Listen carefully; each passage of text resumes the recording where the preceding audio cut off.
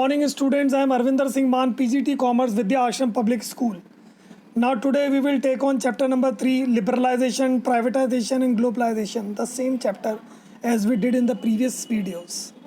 Now today the topic is very important, the concept of demonetization. Now demonetization is what? To cease of currency को बंद करना और putting the official use, stop, and the notes are not in the circulation. और ये फैसला लिया गया था नवंबर 8, 2016 by the Modi government. The historical announcement and the measure was taken by the government. The two largest denomination notes 500 and 1000 were demonetized with the immediate effect. Now, purpose of such payment of the utility bills, 86% of the cash in circular were rendered invalid. This was very important. Now, जो last जो date थी वो थी 30 दिसंबर 2016 while restriction were placed on the cash withdrawals, and in other words the restrictions were placed on convertibility of the domestic money and the black deposits, bank deposits. और ये restriction किया गया था कि भाई हम नोट 30 दिसंबर तक बदल देंगे. Now what was the aim and objectives? To curb corruption. सबसे पहला जो एम था मोदी सरकार का वो था कि they focus on curbing the corruption, the excessive corruption existing in this country.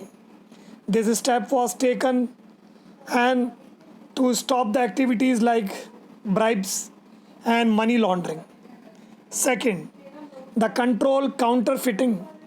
Counterfeiting means fake currency.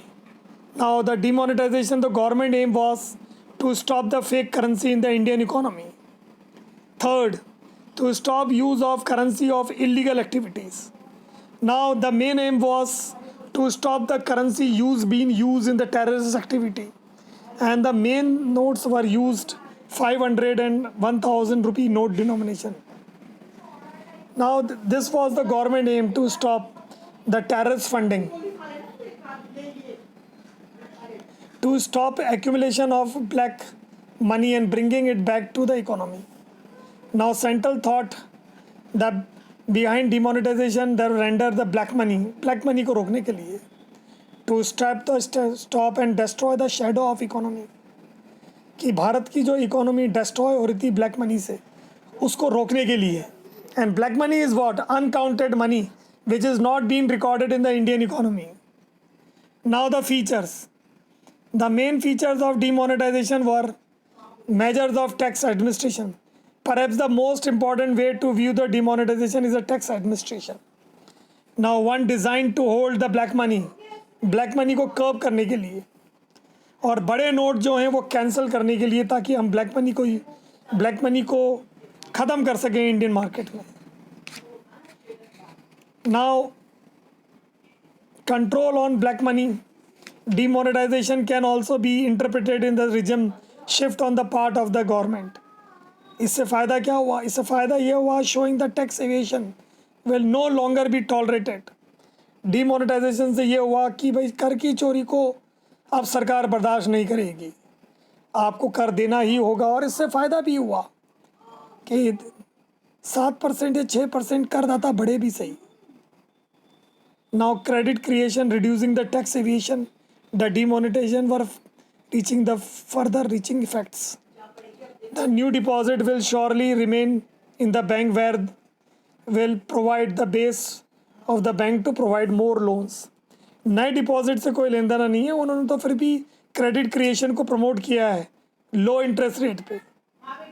Cashless economy. With the large denomination eliminated, household and firm began to shift from cash to electronic payments technologies, and we are prone toward the cashless economy. Now the impact of demonetization.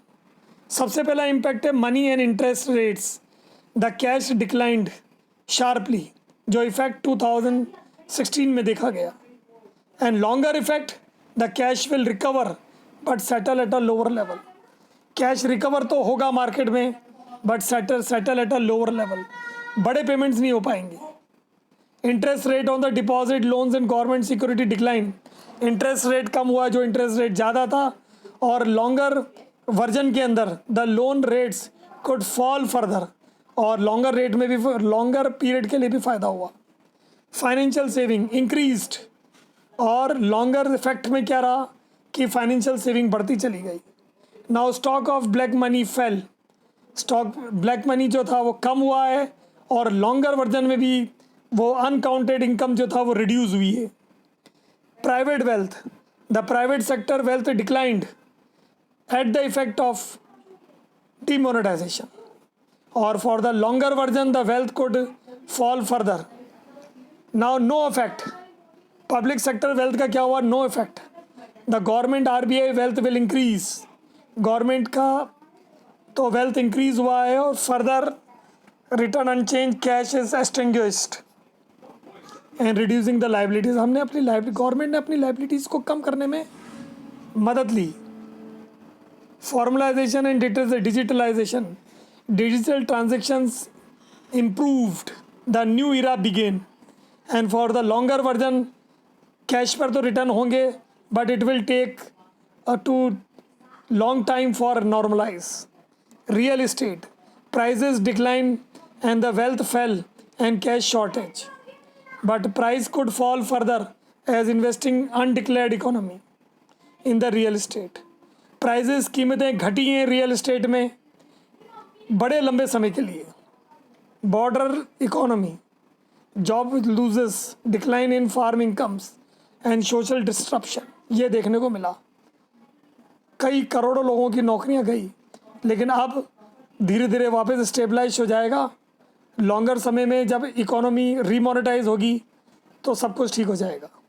Tax collection, income tax rose because of increase disclosure,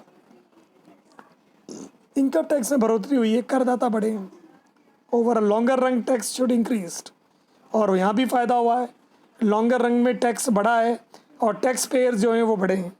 GDP slowed as effect of demonetization, but for a longer period it is beneficial and it will take slight time for formalizing and the corruption falls. Now what are the advantages, pros of demonetization? Abolishes the black money. Black money को ख़त्म करने के लिए सरकार ने पूरी हिम्मत दिखाई और डीमोनेटाइजेशन शुरू किया। अब इसमें कितनी सफलता मिली है सरकार को ये कहना थोड़ा मुश्किल है, लेकिन फिर भी ब्लैक मनी की प्रॉब्लम को कुछ हद तक सॉल्व किया गया। Strengthen Indian banking system, the step led to more amount deposit in saving and current accounts. इससे सबसे बड़ा फ़ायदा हुआ, डिपॉजिट बढ़ी है, सेविंग्स बढ़ी है, करंट अकाउंट बढ़ा है, लिक्विडिटी बढ़ी है।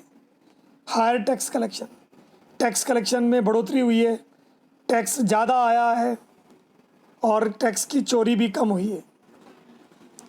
Price cut in real estate experience the price cut, the check on the circulation of black money. Real estate में सबसे बड़ा फ़ायदा ये हुआ कि प्राइजेस कम हुई है, ब्लैक मनी गिरी है, रेटें भी कम हुई हैं। Corruption control, the corruption was control little bit because that was the main aim. Foreign investors were attracted to come with the money in the Indian market. Red tapism was stopped, लाल फीताशाही कम हुई है। और cashless economy, to become cashless economy, the people transferred from cash to cashless economy, and that the government have succeeded in encouraging the people to go for the digital means. Now cons, disadvantages, the adverse impact on the primary producers and informal sectors. सबसे बड़ा नुकसान ये हुआ है, primary sector और informal sector को बहुत नुकसान हुआ, बहुत सारी करोड़ों जॉब्स गई और करेंसी की जो फ्लो हुई है वो रिड्यूस हुई। Excessive burden on bank employees, demonetization का सबसे बड़ा नुकसान ये हुआ कि बैंक एम्प्लॉयज़ ने बहुत प्रेशर रहा, बहुत बर्डन हुआ काम का। They check the forms, identities, old note, converted old notes and exchange the new notes. Decrease in demand, then again the demonetization, the great disaster for Indian economy, GDP fall, demand reduce, and it really gave the greatest loss to the Indian economy. High cost of printing new currency, destruction of the old currency, पुरानी currency को scrap में डाल दिया गया और नई currency को issue करने के लिए बहुत ह्यूज कॉस्ट गवर्नमेंट को बियर करनी पड़ी. Could not target the entire black money. Now the demonetization is good to stop the check the black money, but it is very difficult to check the black money completely in all terms in Indian economy. Thank you, students. And